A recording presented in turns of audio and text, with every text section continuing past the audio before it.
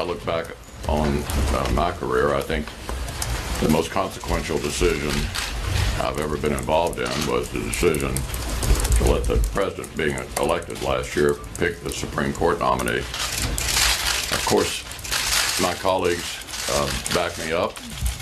The American people spoke, and today we will confirm the nominee the new president has selected. I think, as we all know, this is a person of extraordinary credentials who will bring honor to the Supreme Court for many, many years to come. So it is indeed a proud day. I also want to express my support for the strike that the president made last night against Assad's chemical weapons facility. I think that the strike was well planned, well executed, was certainly more than a pinprick, and sends a message not only to Assad that using chemical weapons again is something he cannot do with impunity, but I think it also reassures our Sunni Arab allies that America is back in terms of playing a leadership role and trying to be constructive in a variety of different places around the world, as well as a message to Iran and North Korea and the Russians that America intends to lead again. So I commend the president for this decision. I think it's entirely correct. One other observation I would make as we move beyond the Supreme Court, the Democratic leader and I had a good meeting this week to discuss the way forward. The spending bill to fund the government through September 30th obviously is one that cannot be done by one party alone. It will require, as is the Senate's tradition, bipartisan involvement. The appropriations committees have been working together on a bipartisan basis to come up with a package. And of course, the Democratic leader will be in a role similar to the one I was in during the Obama years. These kind of bills can't pass without a reasonable number of the party of the minority in the Senate, and we are optimistic we'll be able to work all that out and meet the deadline at the end of the month. With that, let me just throw it open. You've spoken in support of the president's actions yesterday. In your mind, what is the legal and constitutional authority that sort of underpins that, and do you have any concerns about him using that authority however he may in the future? I think the president had the authority to do what he did, and I'm glad he did it. Mr. Williams, to that end, though, John McCain, Tim McCain, senators from both sides of the aisle have called for an AUMF of some sort. As you know, we've talked about this since 2011. Would you be in support? If we're going to have issues with Syria, you said you want to send messages to these other nations as well, to have some sort of a robust debate on these authorizations? Well, I'd be interested in taking a look at an AUMF if the president feels like he needs it. President Obama, I don't think, ever specifically asked for an AUMF either. He sent two. Yeah, but they were so restrictive that most of my members felt that it would be, to pass that would sort of be to micromanage future executive branch activity in the area. So if the president can think of some AUMF that he thinks that strengthens his hand, I'd be happy to take a look at it. Senator, you have opposed military intervention in Syria in the past, as recently as 2013. What makes last night different, and why do you support it? Yeah, let me tell you the difference. Secretary Kerry, I guess in order to reassure the left-leaning members of his own party, said it would sort of be like a pinprick. You know, it really would not be of any great consequence. I don't know whether he had in mind knocking out a tent and a couple of camels or what.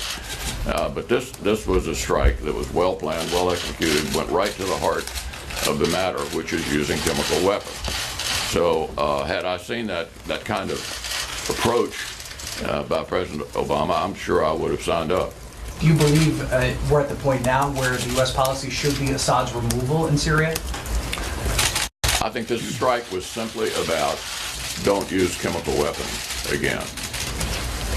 That's what this strike was about. So I don't think it necessarily leads to another conclusion. But look, I don't see how there can possibly be any settlement in Syria that includes Bashar al-Assad. I just can't imagine, after all the butchering of his own people he's been doing now for 4 or 5 years, that there could be any successful conclusion to this chaos with him still there. Senator McConnell, Dr. Bob Corker yesterday said he would support additional sanctions on Russia, which, as you know, is undergirding the Assad regime. Would you consider urging the president on that particular issue if Putin continues to help Assad and beef up his air defenses against future attacks? Well, I think it's certainly good that the administration has not lifted any of the existing sanctions. And if they feel they need additional sanctions, or we can come up with something that seems to enjoy bipartisan support, I'd be open to it. The Russians are not our friends. I think they've demonstrated that over and over and over again. So I'd certainly be willing to talk to Chairman Corker and anyone else that thinks we may need to go beyond where we are. Sir? First off, has the White House asked for anything in the spending bill that you feel would jeopardize its ability to pass here in the Senate? And two, have you talked to Mitt Romney about running for Senate in Utah? On the first question, you all know how I really don't like to negotiate these deals with guys. All of those items are under discussion between the White House and the Democratic leader in the Senate and the four corners on the committee.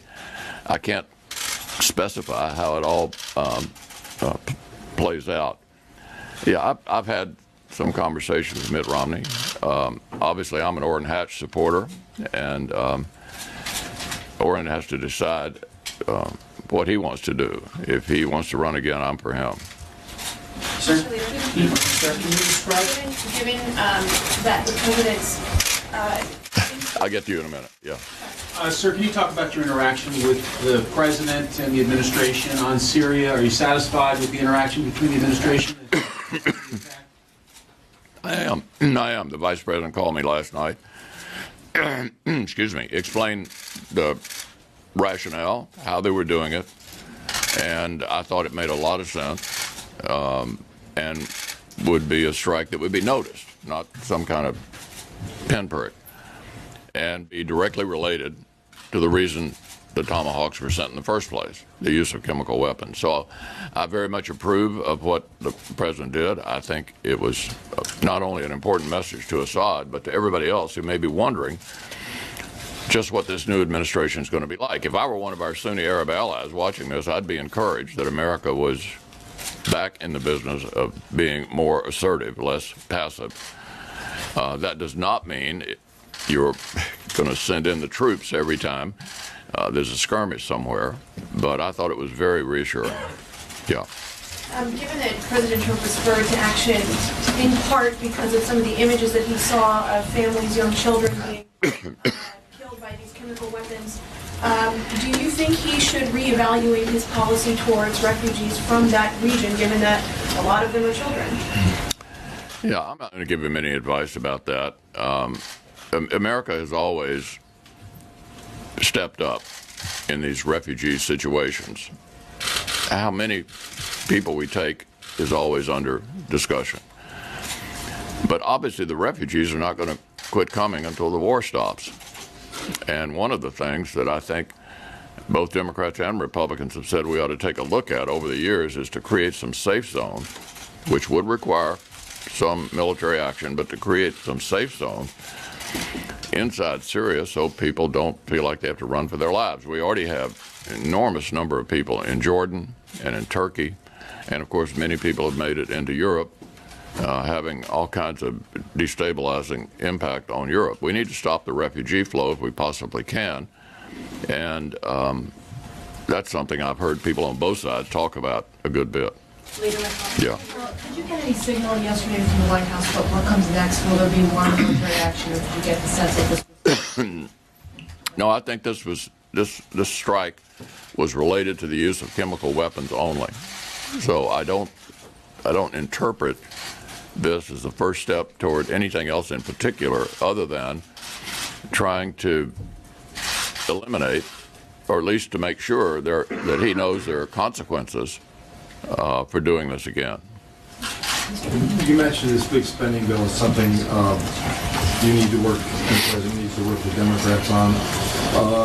Some of the other items that we laid them on are kind of a ways off. Is there anything in the near term on the Senate's legislative agenda that's going to involve a lot of Democratic support? Yeah, I mean, all the appropriation bills, all of them. I mean, none of these can be done one party only. And as soon as we finish funding the government through September 30th, we're already into the 2018 appropriation cycle. All of that will have to be done on a bipartisan basis, and I fully intend, and I think the Democratic leader can speak for himself, but I'm confident he looks at it the same way. Anything beyond just spending bills? Sure, there'll be other bills. Yeah. Well, I'll announce them when we get to them. Just a quick jump back to the 2018. After going through what you said just went through with the filibuster and so on and so forth, and the NRSC just reported they had a very good fundraising month. How do you look at the prospects of perhaps getting at least 8 seats right? This is April of 2017, and you're asking me to predict what will happen in the fall of 2018. I decline the opportunity. I would certainly hope we could hold the Senate, and that's certainly going to be our goal. Yeah, Neil. On politics as well, have you had any conversations with the president, or do you plan to have any conversations with the president about the importance of not challenging incumbent Republicans and picking the most electable candidates? I don't think that's going to be a problem. As you all know, if you follow politics around here, we intend to renominate all of our incumbents, and we intend to play in primaries if there's a clear choice between someone who can win in November and someone who can't. The idea, I always remind people, is to win the election. And frequently the primary in 2010 and 2012 dictated the outcome in November. We didn't let that happen again in 2014. We came to the majority. We only had one episode in 2016 in Indiana. We nominated the right candidate and he won. So I think it's safe to say that we will be looking for, in these non-incumbent races, the most electable candidate possible. And I think the administration will defer to our judgment on Senate races. Yeah.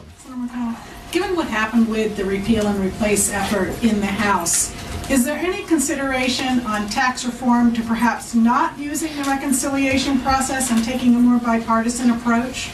Well, here's the problem. I had just gotten here when we did tax reform 30 years ago. And here was the situation. There was a Democratic House, a Republican Senate, and a Republican president. We had a bipartisan agreement it would be revenue neutral with the government. The leader of the Democrats on the issue was Bill Bradley, not exactly a right-winger. A very different environment.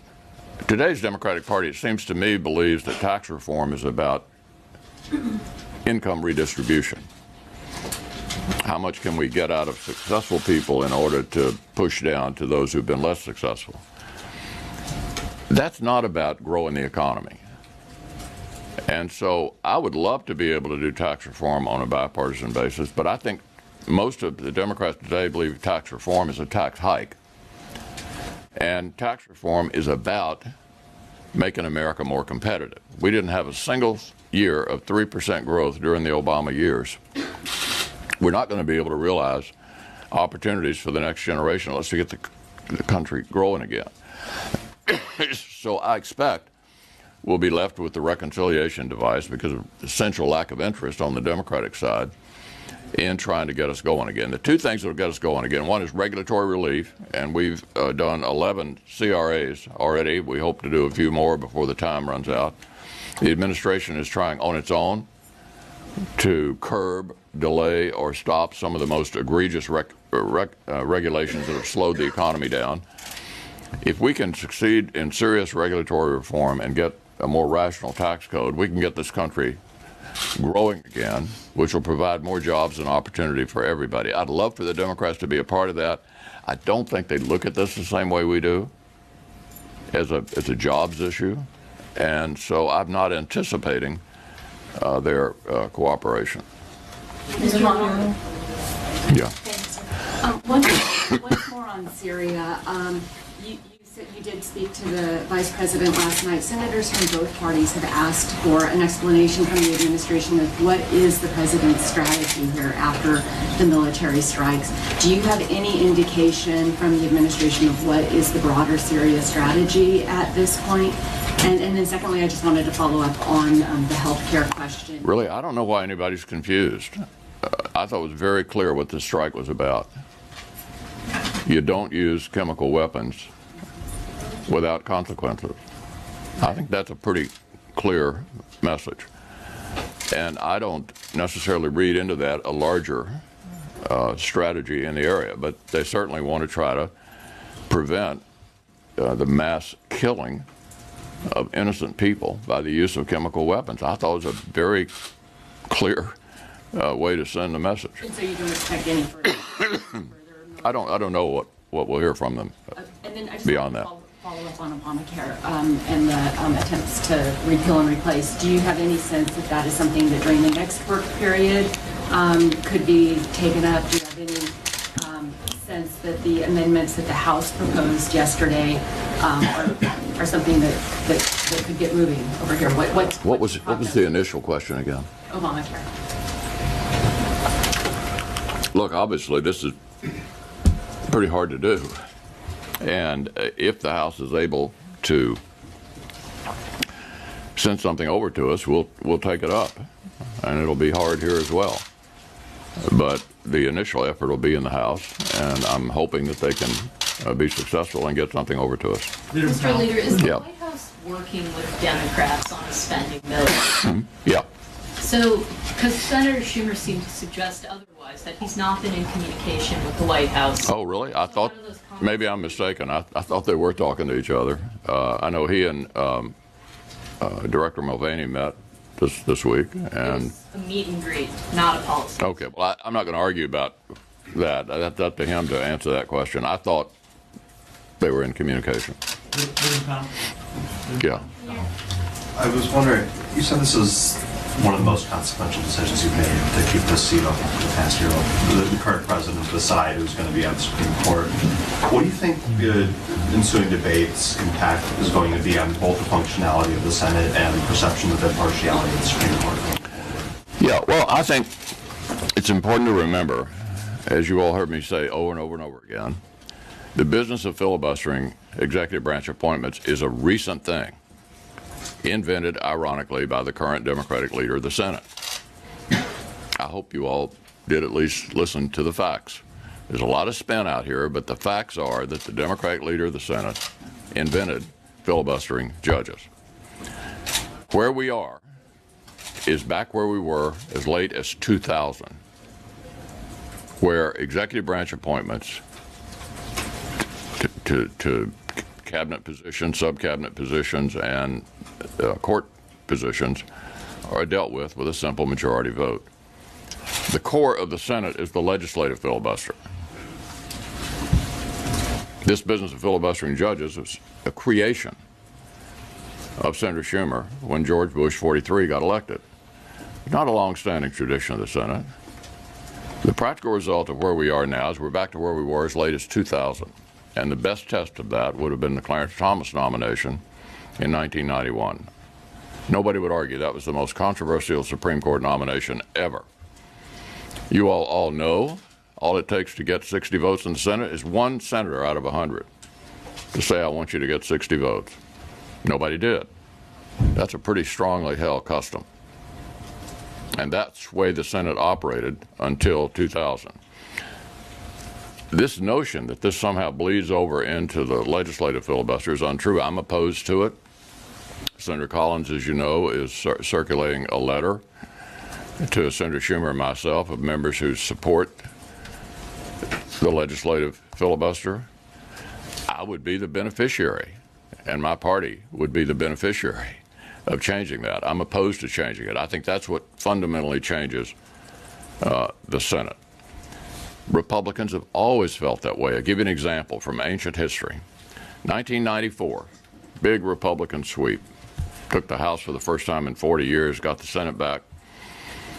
Tom Harkin, who used to be here, was always in favor of turning the Senate into the House.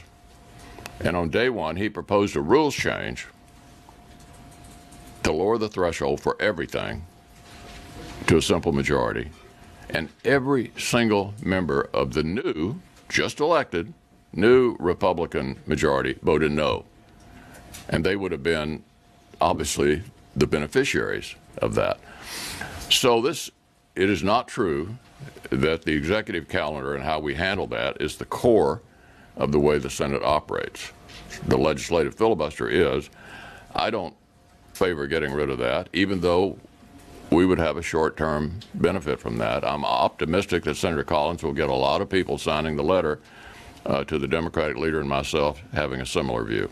What do you say to Democrats who think you've stolen a seat? Senator McConnell, following up on that, given the Democratic actions we've seen on the floor this week, do you think many have suggested it's really just gearing up for the next time a seat opens up that could change the ideological balance? Do you think that's true? I don't know. We don't have another seat right now.